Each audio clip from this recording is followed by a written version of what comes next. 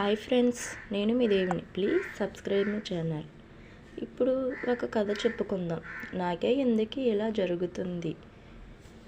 సుఖదుఖాలు కలగలిపే జీవితం. ఇందులో ఆటుపోట్లు తప్పవు. వాటి నుంచి ఎవరూ తప్పించుకోలేరు.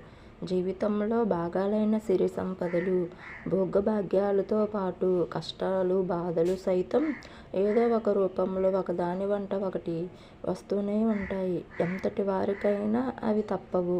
నాకే ఎందుకిలా అని డీలా పడిపోయిన వారు ఆ పరిస్థితి దాటాక నేను కాబట్టి నిలబడగలిగాను, మరొక రైతైనా అంటూ బేరాలు పోవడం ఆశించసగింది కాదు. అలా అనుకునే వాళ్ళకి పాఠాలుగా మన పురాణాల్లో అనేక సంఘటనలు ఉన్నాయి. మానవ రూపంలో జన్మించి రాజభోగాలను అనుభవించవలసిన రాముడు రేపు పట్టాభిషేకం అనగా ముందు రోజు 14 ఏళ్ళు అరణ్యవాసం చేయవలసిన పరిస్థితి కలిగింది. అక్కడతో ఆగకుండా భార్య వియోగాన్ని అనుభవించే పరిస్థితి దాపరించింది. అయినా తనకెందుకు ఇలా జరిగిందని చింతించలేదు. కృష్ణుడు ఎన్నో బాలారిష్టాలను, కష్టాలను దాటాడు.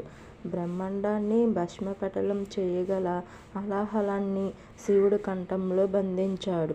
వారెవరూ ఎప్పుడూ ఏమీ అనుకోలేదు.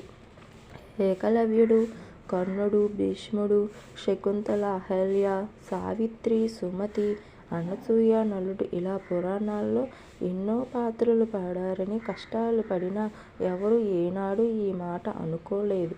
ఎప్పుడు తమ కష్టాలను ఏకరువు పెడుతూ పరుల సానుభూతిని ఆశించేవారిపై కష్టాలను జ్ఞాపకం తెచ్చుకోవాలి. లేకపోతే సంతోషంగా ఉండలేరు. కారణం వారి బాధలే వారికి భూతద్దంలో కనిపిస్తుంటాయి. అందరూ బాగున్నారు, నేనే ఎందుకిలా ఉన్నానని వాపోతూ ఉంటారు. నిజానికి మనకు రోజు ఎంతోమంది ఆర్తులు, వికలాంగులు, ఇతర ఎన్నో బాధలతో ఉన్నవాళ్ళు ఎదురవుతుంటారు. ఆ పరిస్థితులను సహానుభూతితో చూడగలిగితే తామే ఎందుకిలా అన్న భావన చెరిగిపోతుంది. మన బాధలు పెద్ద గీత ముందు చిన్న గీతలా కనబడతాయి. మంచుకొండల్లో ప్రతికూల వాతావరణ పరిస్థితుల్లో మన కోసం కాపలా కాసే సైనికులా నేనే ఎందుకిలా అని అనుకుంటే మనం ఇంత నిబ్బరంగా బతకగలమా?